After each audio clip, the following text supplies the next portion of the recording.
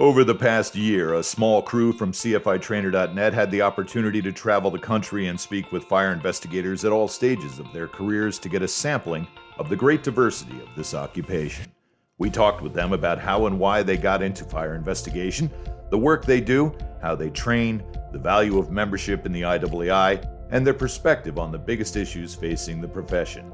Our trip was not without its challenges, from active wildfires to COVID safety. But we are excited to share with you what we learned from fire investigators doing important work in the field.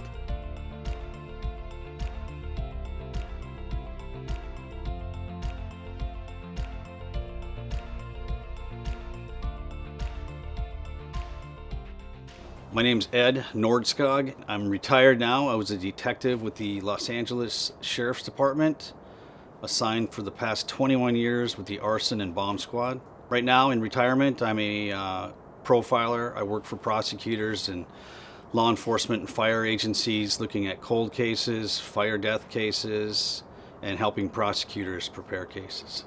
My career goals when I started were to be a homicide investigator in Los Angeles. I had no interest in fire, had no interest in the bomb work at all, but there was a family issue and I couldn't do the hours that the homicide guys were working.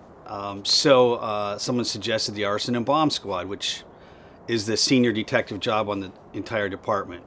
So the unit was 22 full-time arson bomb investigators. They would pick up 25 cases a day, every day, more in the summer, less in the winter. And we would get it's just pure volume. In Los Angeles, there's 9 million people in my jurisdiction. And we would get volume cases, volume work, and just every day it could be something as serious as a fatal fire or something as not serious as a car fire. In my department, you had to be an investigator at a headquarters unit for at least 5 years before you could even apply. So before I saw my first fire scene, I'd investigated homicides and kidnappings and rapes and burglaries and hundreds and hundreds and hundreds of other crimes. I had 5,000 criminal investigations before I started. I felt that gave me an edge as an investigator. Now, once I got into the arson business, it's, as everybody knows, it's highly technical. I knew nothing about fire other than it was hot. And so the formal schools helped me learn about fire. But an investigation is an investigation. If you can take a good investigator and teach them fire, I think they'll be very successful. The first 2 years that you're in an arson unit, you are working with hopefully a certified fire investigator, but usually a very experienced fire investigator. And that's how it was for me. So I was investigating about 150 fires a year. My first 2 years. So my first 300 fires was with somebody who had at least 15 years of experience in this field. He was certified as a fire investigator. And that was 20 some years ago. Not everybody was certified back then, of course. And California had a formalized training program through the state fire marshal. 4 classes. The first 4 are specific. They're 1 week long classes each. The first 2 are specific to fire dynamics, the science of fire, all that stuff, and origin and cause investigation. The final 2 weeks are more police-oriented investigative stuff. Then once you complete those things, and you don't do them 4 weeks in a row. You do those once every 4 months. You go to a class, and I think, looking back at my career, that's the best way to learn fire investigation. The smartest people in our business cannot learn it in 2 years. You cannot do that. It's too technical. There's too much. It's too big. Everybody is specializing in something. And I think it's something learned over 5 years and 500 fires. And I realize a lot of guys don't get that kind of volume, but working volume cases helps. It certainly helps. Part of what we do in Los Angeles sheriffs that I know that most agencies do not, we go to every single fire in our jurisdiction. And most agencies cannot support that. Most fire chiefs don't support that. They just go to big fires generally, or suspicious fires. But we send an actual certified investigator to every single fire. So that's why we'll get 25, 30 a day. And the hardest part for us is actually just driving to the scenes. That takes up most of our time. And we look at a lot of very small fires.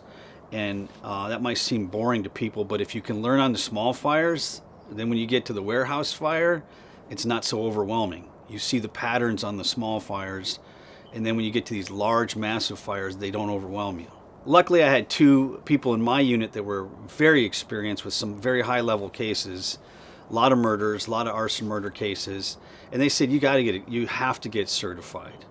And the California State Fire Marshal had a certification program. It's a bit cumbersome, and it took a long time to get certified, but I went through that first, and then the California Conference of Arson Investigators had a certification, and I went through that. And both of those were at the urging of highly experienced people in my unit. And I look back at that, and in California there is no legal necessity to be certified, but the question comes up in every court case I go to. Are you certified? What is your training? What are your certifications? To me, certification is a even blend, 50-50, of formalized classroom training or online, if you can get it. Now that there's CFI trainers around, you can get that. It's free. And mixed with that is in the field with a properly trained investigator. You also need to be trained by multiple different sources. If you get all your training from one person or one entity, you're going to be one-dimensional. So I go to homicide training. I go to coroner's training because I do a lot of fire death cases. But I've been to every formalized arson school in the United States and in other countries. So varied training, constant training, mixed with actual scene investigations. And then you just get better and better and better. Then you realize after 10 years you didn't know anything 5 years ago. So I think there's a huge negative prospect that fire chiefs, specifically in Canada and North America, have told me hundreds of times they can't keep up with the training. And they can't keep their guys up to what they believe the scientific levels require. And in California and in Canada, a lot of fire departments are getting out of the arson business. They're turning it back to the police, who have no training in the science of fire. And I think the wheel has actually gone a little too far around.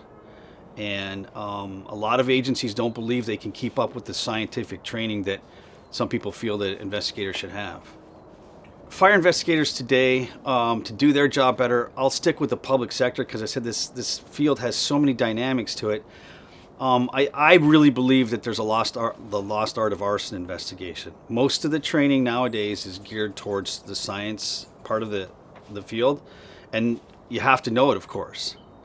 But we've actually gotten away from actually holding people responsible for criminal fires. And everybody's focused on the science part of it, and investigators have forgot how to put people in prison where they belong. And it's really demonstrated itself during all these riots and civil unrest in the last 4 months in the United States. There's thousands and thousands of arson fires and only a couple dozen people, and they're on video, so it should be an easy solve. And people are forgetting how to put people in jail. Now, I do see some agencies doing some good work, but we need to solve. These are easy solves. And so I guess what I look for is more practical. Once you know a case is a criminal fire, once you've done the science and done the fire scene, I think there needs to be a lot more training in how to take that case forward and prosecute. And we've gotten away from that in our business. I'm not one of those persons who's just going to join any organization, because in law enforcement there's 1,000 organizations to join, and I kind of just join the ones where there's active training. And the IAAI has up-to-date training in a lot of their places.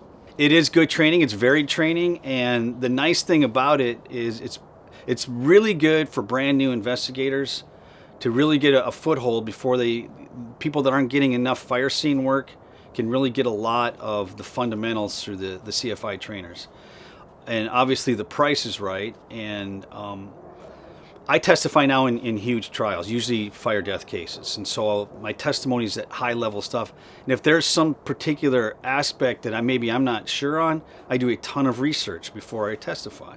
And part of that research is I might go back in and relook at another CFI trainer module, that whatever it is on vehicle fires or something like that I need to refresh on, and then just give me, for me it's research now. That's what I use it for.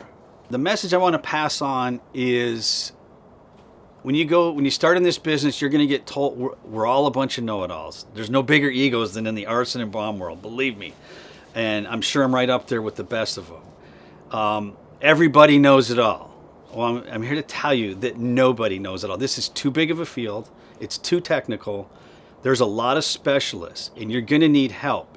If you don't understand how car fires burn, you're going to need the car fireologist to help you out, whoever that may be. I just made up that word. But you're going to need an expert. If you don't understand construction in a home, you're going to need a construction expert to help you. So what I want to pass on is you need help. You need to do research. If somebody tells you something, don't take it at face value. Research it yourself. Even if it's an older, more experienced investigator with a lot of training, if he tells you something about a fire that you don't understand, research it. It's out there. You can look in the manuals. There's plenty of manuals to look in. You can look online. You can look on the CFI trainer.